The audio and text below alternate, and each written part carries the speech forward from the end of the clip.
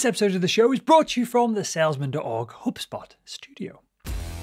Welcome to the Social Selling Show. Myself, Will Barron, founder of Salesman.org, and the king of social selling, Daniel Disney. Daniel, how's it going, mate?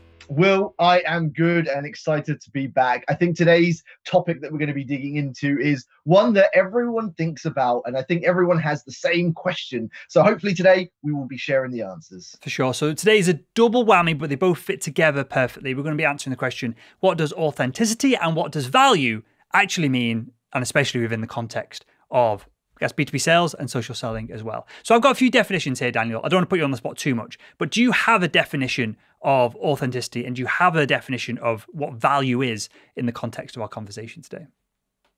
Yeah, I mean, I have a definition in terms of the way it should be interpreted and applied, not necessarily a dictionary definition that may be slightly different. Just to lay it out nice and clear now, authenticity, being authentic means, in my interpretation, being you and being genuine. So just to put it in context, when a salesperson is only trying to get a sale, that's not them being authentic. They're trying to achieve something else. And so there's that ulterior motive. Whereas being authentic is you genuinely want to help. You have a passion about what you do and you are being yourself, not trying to be someone else. And then value in the world of social selling is giving or sharing something that is genuinely relevant and valuable to the other person. Again, not me trying to sell or promote something, but actually here is a piece of content. Here is a message that is more about you than it is about me. I'm going to push back on you just slightly here, Daniel, from a good-hearted place of, I'll give you an example. I had a call, what day are we on? Wednesday? 2 days ago. It was Monday afternoon. It's an enterprise organization. They want to get on the Selling Made Simple Academy program. They want to buy a ton of seats. So it's a big deal for them to get on there. And when we talk about being authentic, I authentically think it's the correct thing for them to do to invest their money with us. So I was pushing, and for context, this is a VP of sales in a high growth tech company. And so he's naturally, you probably can imagine the stereotype, assertive, almost even aggressive, pushing for discounts, trying to get a deal, going back and forth. And my authentic self is, hey, let's have a play with this dude. Let's go back and forth. Let's have a laugh. And really push the product back on him. I didn't give him any discounts. We kind of balanced out the value equation here by giving him and his team some more coaching and virtual things on top of that.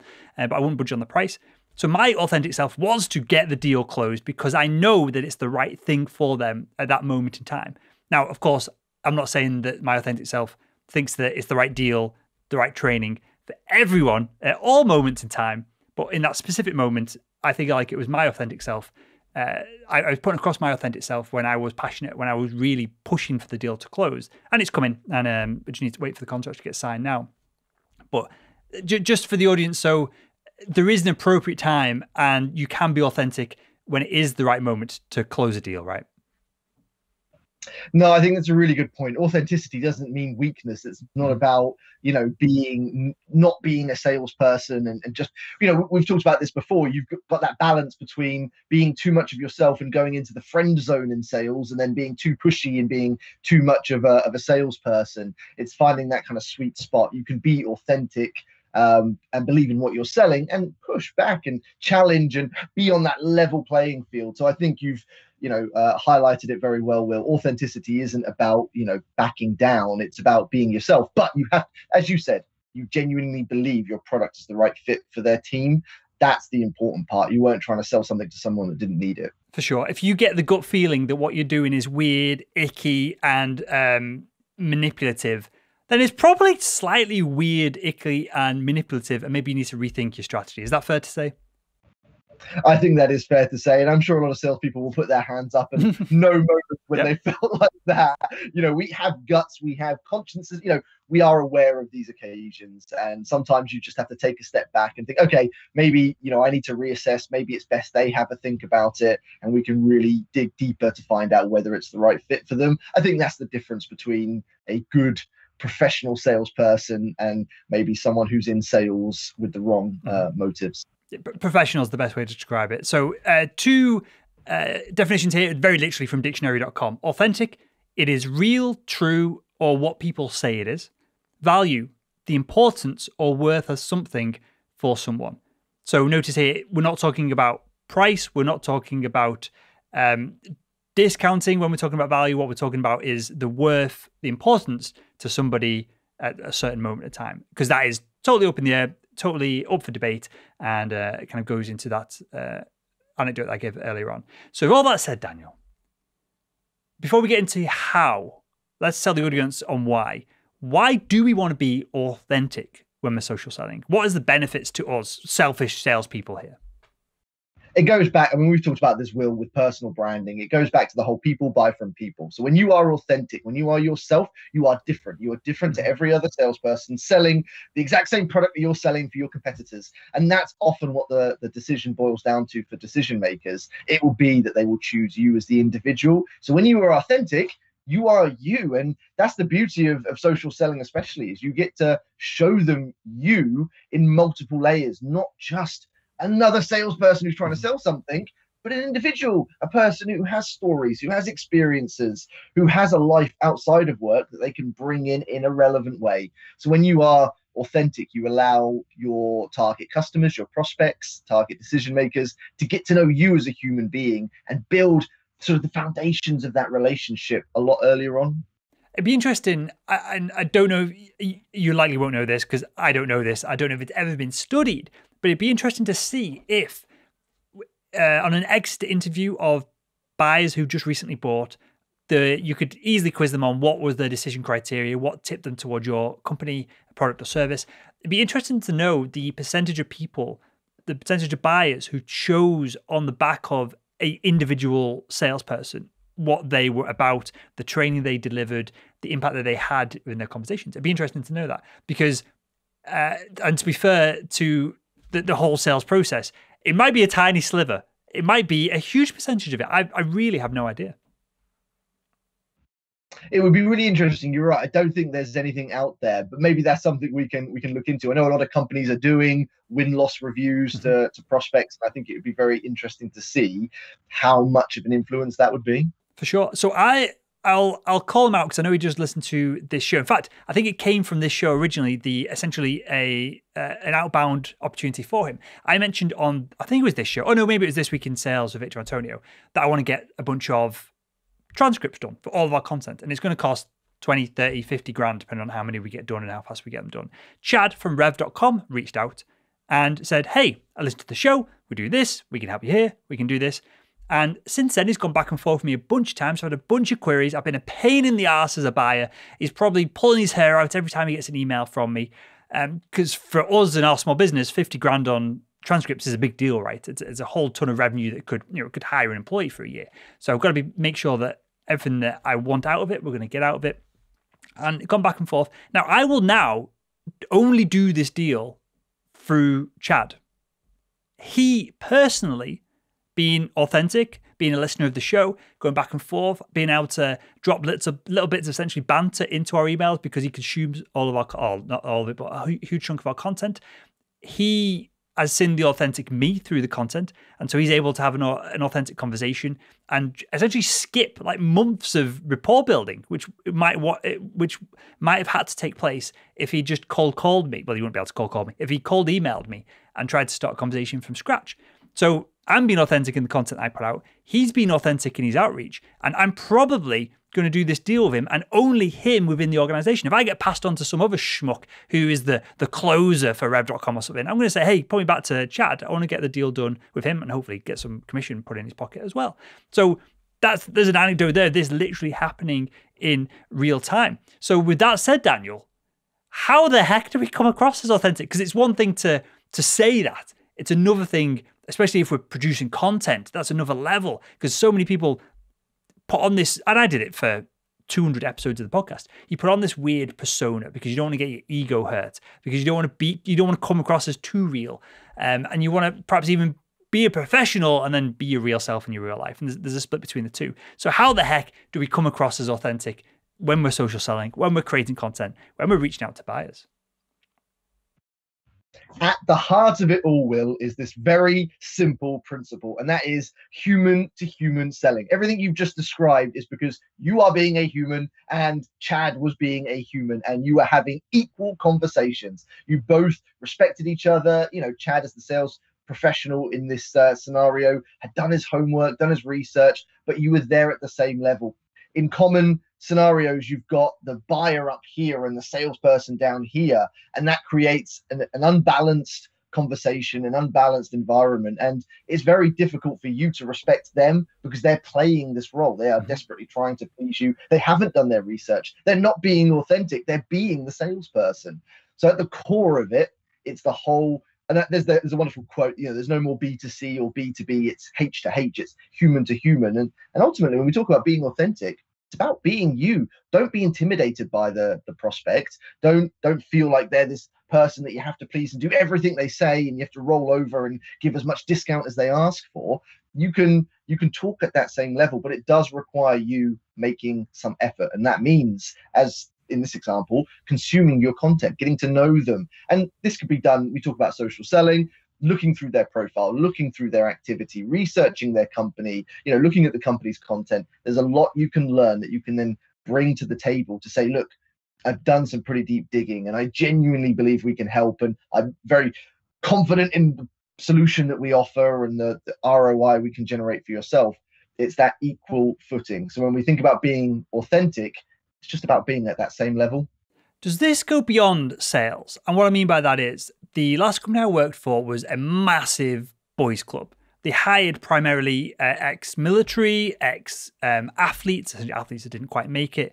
And I did not fit into that whatsoever of like skinny me, plays computer games, does all this nerdy stuff. And I had success within the organization, but I didn't quite fit into the company culture. Now, I found within the first few weeks of being mentored by one of the more senior reps there when I joined, dealing with the management, going back and forth, doing training in-house, all that kind of stuff, that my authentic self, my personality was starting to shift more towards this kind of like lads kind of attitude that they all had, for better or for worse. And it culminated, and I had this stark moment where my sales manager texted me something, and I texted him some like cocky response back thinking, hey, I'll have a bit of banter with my sales manager.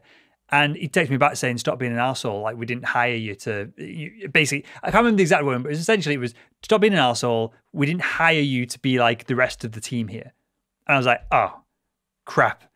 I'm trying to fit in with this culture that I assume is how people want me to behave. But in reality, they've hired me for the exact opposite because they want me to be not necessarily the quiet one at the back of the room, but at least appear intelligent when all these other meatheads, just having the banter with the surgeons. They wanted me to go in and be able to have more technical conversations with them. That was the premise that was set up. I didn't realize this, and they didn't communicate it very effectively with me. But how do we know then, both in sales, out of sales, because I think this is the problem for our generation altogether, Daniel. How do we know what our authentic self really is? How do we uncover who we really are? I know this is a deep question. And how do we get to the bottom of all this so that we know that we're being authentic?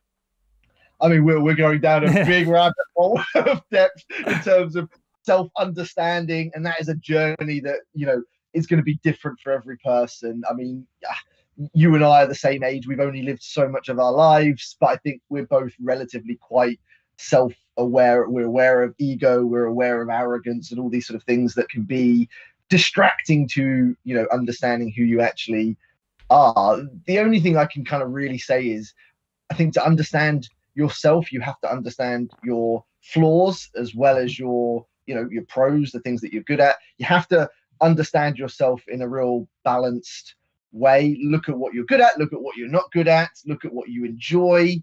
And that comes from self-reflection. It comes from experiences, from getting out there and learning from making mistakes and things like that. So I think there's probably a very deep, maybe a different episode where we can dig into that in a lot more depth. But at the core of it, it's just knowing who you are as deep as possible and trying to take away this persona that some people build. Take ego out of it. Don't try and impress people. Don't try and be something that you're not. Don't try and hide from your failures or, the challenges that you might face. Just be open and honest about it. Go out there in life with your hands up, You know, what you're good at, great, be good at it. What you're not good at, try and get better, learn. You know, if you fail at something, that's fine, get back up, try it again. Don't take it to heart. Don't constantly try and impress other people. And salespeople do this a lot. They go out there desperately trying to impress their prospects and customers about how amazing they are and their company is. And sometimes the best selling happens when you level with them and say, look, you do have other choices. There are other options out there. This is why I think we are the best one. Please do go and look at the alternative ones. I can help you with that. You know, here's why I think we can help you. And they show that sort of maturity. So I've got 3 thoughts on this. I'm just trying to quickly jot it down on the laptop here because I'll definitely forget one of them as I go through them. One, super practical. A lot of executives will do what is called a 360-degree review. This is a formal process. An outside corporation or consulting company comes in. They ask your friends, your family, your colleagues, your superiors, your subordinates, what they all think of you, your opinions, and then they basically put that against what you think about yourself. 9 times out of 10, you think you're one thing. Everyone else on the planet thinks you're the other, and that could be good or bad. So that's something that you could potentially do. Ask your boss, hey, what am I good at? What am I bad at? What annoys you when I engage with you? What do you enjoy when I engage with you? If you've got good customers that you've had long-term relationships with, perhaps ask them similar questions, and then go to your husband, wife, partner, spouse, whoever it is, or a good friend, and ask them the same thing as well, knowing that that's going to be probably more bias than the other examples there. And that'll give you some feedback as to whether you are the hotshot that you think you are, or whether you perhaps got a little bit of work and development to do. The other thing, and I can't articulate this very well, Daniel. I'm trying to. I'd like to create a course on this, some content on this, but I'm struggling to articulate it. But you've got to remember that all of this, your authentic self, is malleable. The authentic Daniel of 10 years ago is not the authentic Daniel of now. And I know personally, I'm 34. If I look back at my 24-year-old self, I was a complete freaking idiot, right? Just thick, just an idiot. No life experience, no life skills, just getting into sales, just not a bad person, but I had no idea what he was doing. But he thought he knew what he was doing. And I look back at 44 to now, and I was thinking the same freaking thing again. Idiot, wasting loads of time, energy, money, doing all this stuff, not like moving towards what he wants to be in life, and on and on. So it's important to understand that all of this is malleable. And the part of this that I find really difficult to articulate is you've got your current self who has goals that they want to achieve, right? Whether it's in sales, life, business, just wider goals.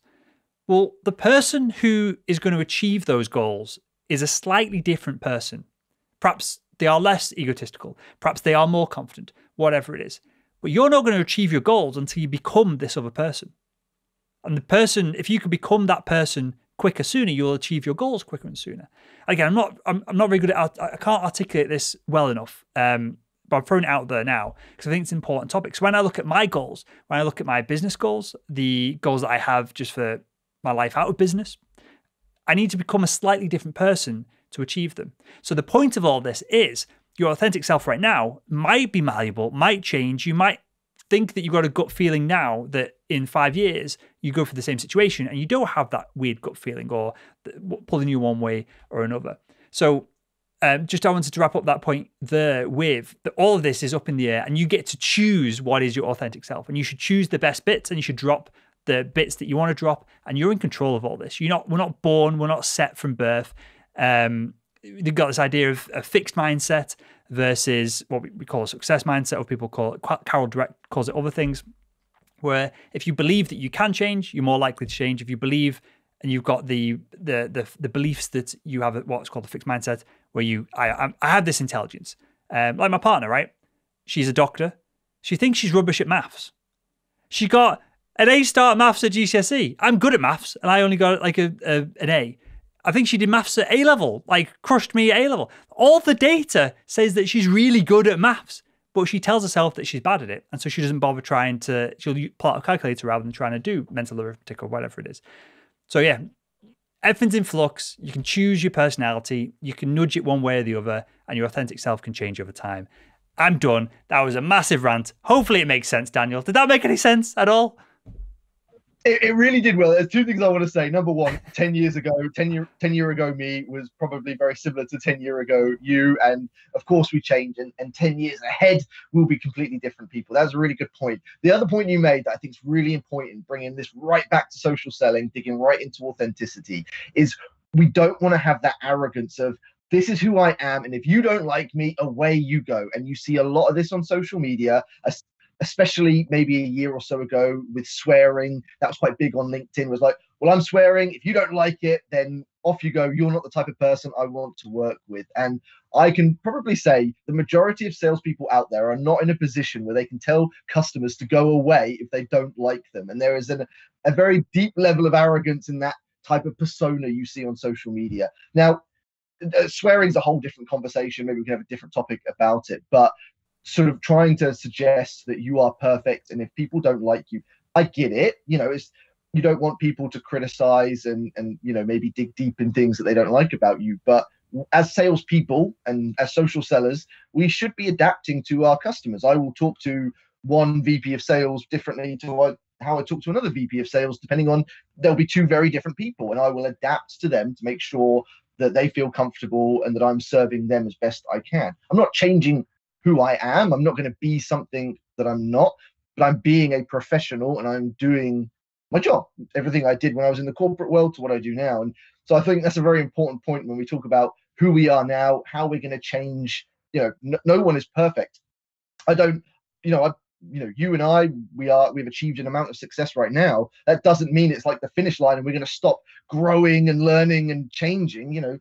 We will grow and adapt right until the very end. That's, how you continue to grow and succeed in life. So yeah, taking ego out and avoiding being that person who unfortunately thinks that they are perhaps better. And that goes down to the level playing field. You are not better. Your prospect isn't better than you. You are not better than your prospect. Level footing. There's something subtle here. Successful people will say no. So I'm on the scale of 1 to 10, I'm a 3, 2.5 in success, right? I say no to people all the time. Tons of opportunities. No, because I've got focus on what I'm trying to do. Drive revenue for the business, which means creating content, better product. All I do, create content, better product. Everything else is a waste of my time. So even more successful people say no to even more stuff. So that's one thing. If you're making a post on LinkedIn, for example, about things you've turned down, that may come across as slightly arrogant, but it's not, because you've got to turn stuff down to become successful.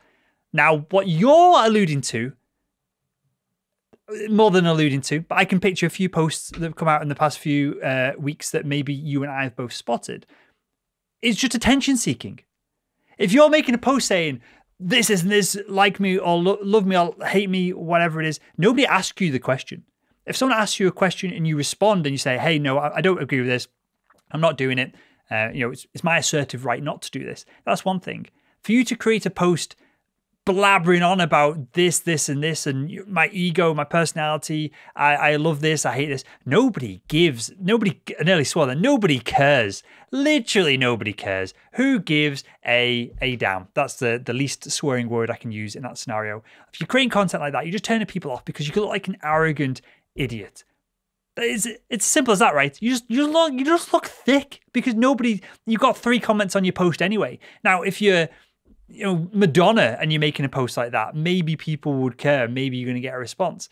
But otherwise, just keep your opinions to yourself. When we talk about social selling, Will, it is sales on social. So you're doing everything you do in sales and social. You wouldn't go into a face-to-face meeting, sit down in front of your prospect, the VP of IT or whatever it may be, and say, I'm Dan, this is who I am. If you don't like me, I'm going to walk straight back out. Because your sales manager will probably have a few words to say to you when you get back. You wouldn't do that in face-to-face. You wouldn't do that on the phone. But for some reason, social media, people misinterpret it and sometimes see it in a very different light, mainly because we use it personally. And when we use it personally, we feel like we can say whatever we want and get away with it because it doesn't matter.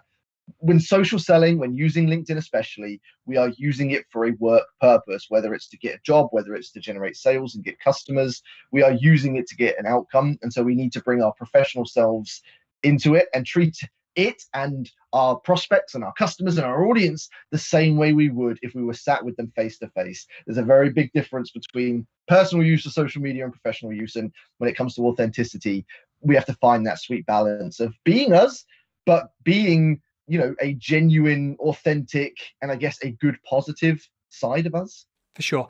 It took us half an hour to get there, Daniel, but is that the rule that we should be living by when social selling? We shouldn't say, do, pick a fight with anyone that we wouldn't do, say, or pick a fight with to their face. Is that a rule that we can implement here? Yeah, absolutely. I mean, if we put it in more sales context, treat everyone on social media the way you would treat your customers and prospects in real life. Treat people with respect, be genuine, and going back to the word, be authentic. Just be you and have good intentions. If you are a bad salesperson, you're probably going to be bad on social media. If you're the type of person that lies to your prospects to try and win deals, who tries to sell to anyone and everyone, that's probably going to go into social as well. But if you are an ethical salesperson, then treat social the same way. Some people get confused because they're slightly different platforms, but bring it together. If you genuinely care about your prospects and customers in real life, do the same thing on LinkedIn and social. For sure. And just in the same way that outreach on social can scale versus sitting there doing cold calls all day, I think this idea of being an ass on social scales as well. So you might get away with just on a phone call every now and again being pushy, manipulative, and it never gets back to your sales manager. Maybe you push someone into a sale and they refund and it never gets back to you that's happened. But when you do that at scale, or when you got the opportunity for that to happen at scale, you're just upping the chances of being caught out by it all. You see it with people that build personal brands, and they get the spike, they get all this traction, and then it kind of maybe goes to their head, or they feel like they can really, and it will start to plateau. And if they're not careful, it drops. Mm-hmm. And you see their engagement drop. You'll see their followers slow right down compared to people that use it and then, keep being genuine, authentic, and having a giving mentality. Then they'll keep climbing. So it is very transparent. The people that maybe don't have the right intentions that kind of get this growth, and then they use it to just make lots of money and they just want to sell something, and people see it. It's very transparent, it's very obvious, and it will turn people away. For sure. Right, anything else to add, or should we wrap up there, Daniel? I think just a final thought, because we really focused on authenticity. Just a quick final thought on value, which was the other word we were talking about today.